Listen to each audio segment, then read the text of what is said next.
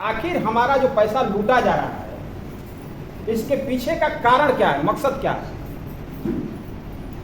वो कौन सा सिस्टम काम कर रहा है जिसको हम क्रैक नहीं कर पा रहे हैं, तोड़ नहीं पा रहे हैं? और सिस्टम है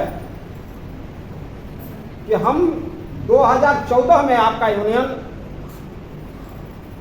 ट्रेड यूनियन एक्ट के तहत रजिस्टर्ड होता है और आज 2014 से 2022 हो गया। लगभग 8 साल हम लोगों ने ट्रेड यूनियन के रूप में काम करते हुए समय दिया। इन 8 सालों में हम लोग जो प्रयास किए उसका परिणाम हमारे आपके सामने है, दिख रहा है। लेकिन यह प्रयास बीना गुप्ता जी और इनके जैसे 4-5 जो सक्रिय हमारे लीडरशिप थे उनका परिणाम ये दिख रहा है। आप कल्पना करिए कि जिन 5 लोग ये लोग प्रयास करने के लिए निकले थे और जनपद में अपना एक टीम खड़ा किए, उन 5-5 लोग यदि इस कारवां को आगे बढ़ाए होते तो आज इस हाल में पैर रखने की जगह नहीं रहती। आपने इस पर कभी ध्यान ही नहीं दिया कि हमको शान और अभिमान के साथ जो सिस्टम में हम काम कर रहे हैं उस 500 रुपये के लिए लड़ करके उनसे छीन करके ले लेते, वो मेरे लिए बेहतर था, बशर्ते वो 5000 जो पिछले दरवाजे से हमको दे रहा है वो मेरा जमीर भी खरीद रहा है और मुझे संगठन बनाने से भी रोक रहा है।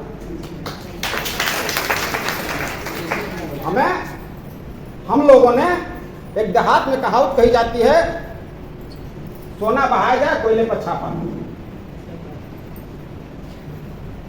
बहनों, मैं बहुत व्यथित मन से आपके बीच में यह बात कहना चाहता हूं कि पहले तो हमको अपने मान सम्मान की रक्षा के लिए अपने को अपने बहनों के साथ जोड़ने के लिए तैयार होना पड़ेगा।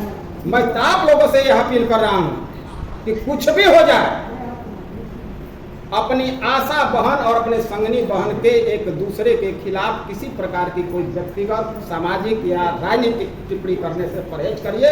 आपका संगठन निश्चित बन जाएगा, क्योंकि ये सिस्टम हमारे ही और आपके बीच से हमारी और आपकी कमजोरियों को निकाल करके और हमारा आपका दोहन करता है। इसलिए पहली बात जो मैं अपील करने के लिए आपके बीच में हूं, एक पहला जो इस संगठन के लिए तय और शर्त होनी चाहिए वो ये है कि जो मेरे यूनियन का सदस्य है वो मेरे यूनियन के किसी भी सदस्य का या किसी भी बहन का उसको जोड़े, उसको तोड़ने का काम, उसको किसी प्रकार की बुराई करने का काम अपने संगठन के बीच में न करे। यदि उससे कोई बुराई भी है तो उसकी समीक्षा हमारी प्रदेश कमेटी, जिला कमेटी और उसके बीच में बैठ करके कर लीजिए, लेकिन कहीं सार्वजनिक और किसी सिस्टम के अंदर बैठ करके उसकी बुराई आप नहीं करें। यह एक व्यवस्था आपको बनानी पड़ेगी, हमारा संगठन का विकास होगा। अपने काम के अनुभव के आधार पर मैं कह सकता हूं कि 500 रुपये, बल्कि पहले 150 रुपये हुआ करते थे मिड डे मील वर्करों की मजदूरी महीने में। उस 150 रुपये की मानदेय की वर्कर जो अनपढ़ होती हैं, जो स्कूलों में खाना बनाने के काम करती हैं, उन लोगों ने 2005 के बाद 2009 आते आते पूरे प्रदेश में इस तरीके का हुजूम और संगठन खड़ा कर दिया जो एक मिसाल बना है। आंगनबाड़ी, हमारी नेता, हमारे आंगनबाड़ी के लोग मात्र न्यूनतम मानदेय 300 रुपये से शुरू करके आज मान लीजिए 4500 या 5000 जो उनका निर्धारित मानदेय है पा रही हैं।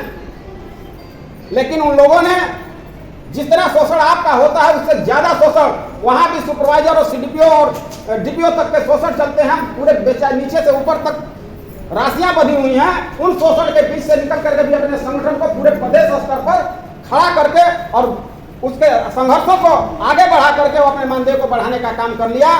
लेकिन मुझे अफसोस है कि हम 2005-06 से काम कर रहे हैं और 2005 और 6 से लेकर के आज 2022 होने जा रहा है, अभी भी हम इस स्थिति में नहीं है कि पूरे प्रदेश के लोगों को एक साथ एक मंच पर खड़ा कर सके।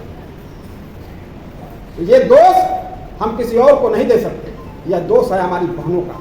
लोगों ने तय किया था कि प्रदेश कमेटी का जो फंड है,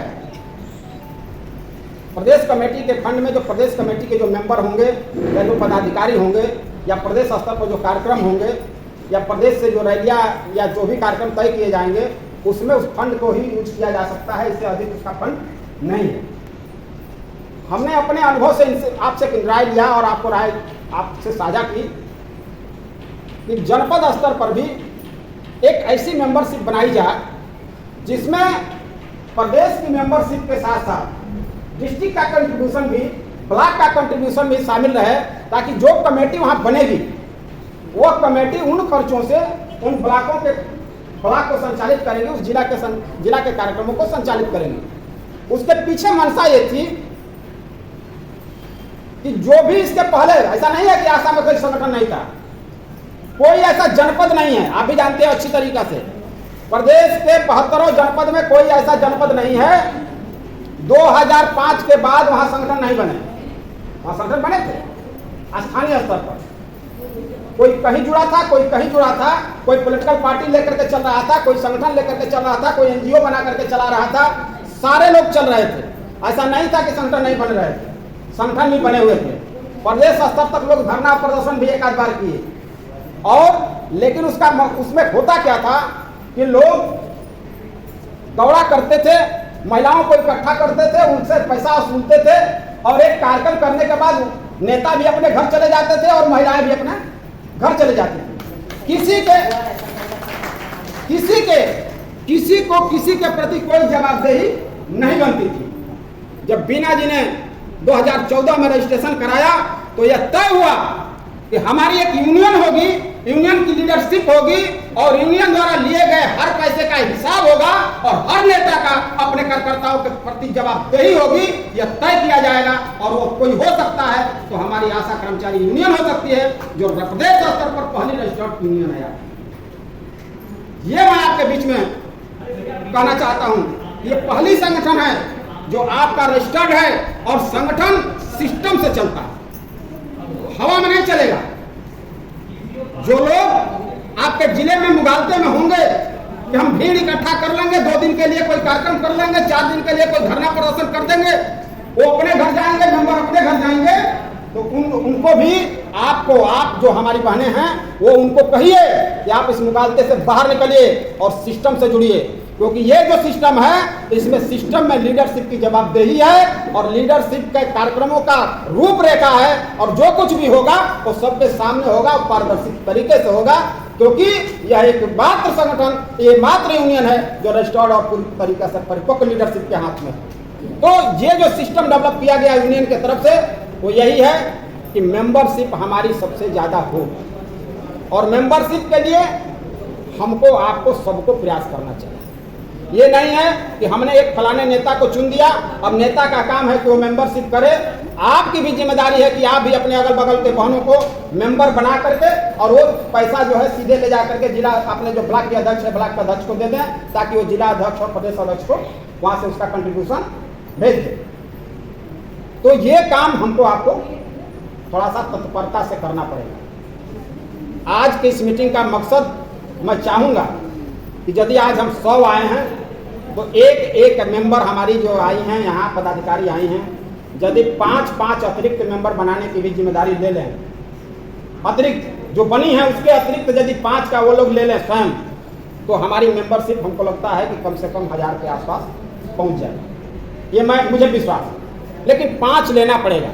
ये नहीं कि हम केवल छोड़ करके चले आए कि चलिए अपना कर लिया, अपने बहन का 2-4 लोगों का कर लिए, नहीं, अपने जो मेंबर बने हैं उसके अतिरिक्त आपको जो है 5 की जिम्मेदारी सभी लोग ले लें, तो ये मेंबरशिप बन सकती है। ये मैं आपके लिए, आपकी अपील करने के लिए आपके बीच में खड़ा हूं, क्योंकि इससे बढ़िया मकसद मंच हमको नहीं मिल सकता है आप सबसे रूबरू होने।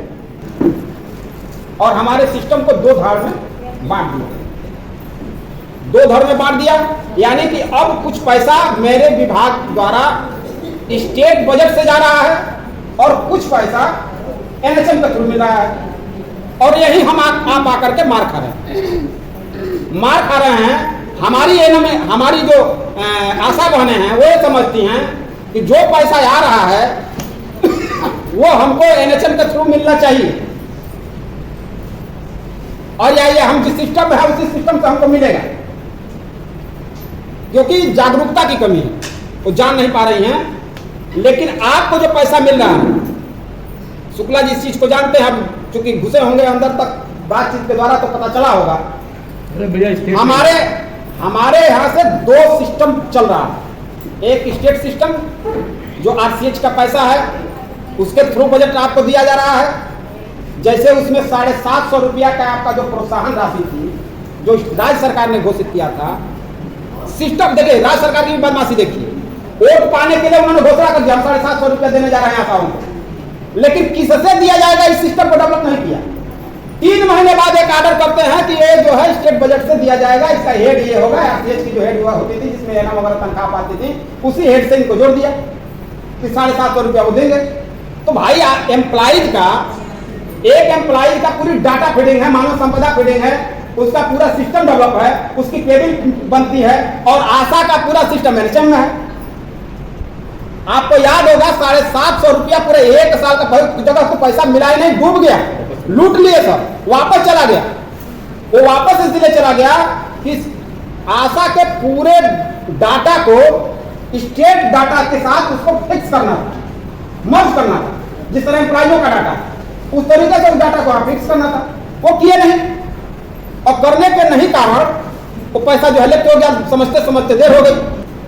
पैसा रहते हुए ये अधिकारी वहां समय नहीं दे रहे हैं, उसको तत्परता से कर नहीं रहे हैं, क्योंकि हम और आप इस चीज को समझ करके वहां चोट नहीं कर रहे हैं। जैसे सिलवट्टा है आपके घर में, कोई अनाड़ी जो है उसको ठीक करने वाला, खोदने वाला, जो उसको ताजा करने वाला जो आते हैं सब ना, ये मार देगा कहीं और पत्थर टूट करके खंडित हो जाएगा। वैसे ही हो रहा है। मैं आप लोगों से, मैं प्रदेश स्तर की कमेटी से मैं निवेदन करूंगा कि सिस्टम जब 2 जगह डिवाइड है, तो हमको प्रदेश स्तर पर 2 जगह अपना प्रतिनिधित्व के लिए अप्लाई करना पड़ेगा। एक तो हम जैसे अभी आज एनएचएम के थ्रू आप वार्ता करने चल रहे हैं, एनएचएम से तो वार्ता हो ही हो, लेकिन मेरा निवेदन है कि आपके पास एक ऐसी भी टीम रहे, या इसके बाद या आज ही आप चाहें तो महानिदेशक चिकित्सा स्वास्थ्य परिवार कल्याण से भी इस स्तर पर वार्ता के लिए आप कह सकती हैं, वित्त नियंत्रक से वार्ता हो सकती है। इन्हीं सब सुझावों के साथ, चूंकि लंबी बात हो रही है, बहुत देर से मैं बात कर रहा था, तो मैं निवेदन करूंगा। चौथी बात एक और है, राज्य कमेटी के जो भी पदाधिकारी हैं उनको आप एकदम टारगेट दीजिए।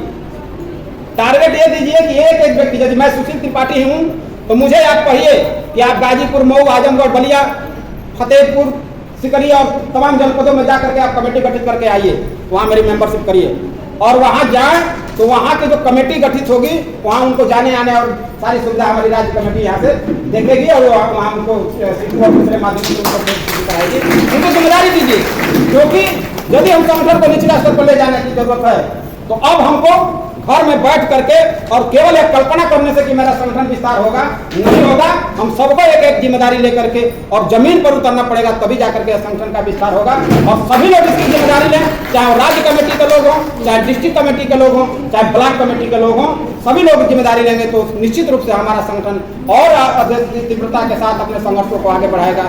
जय हिंद, जय संगठन, जय आसन।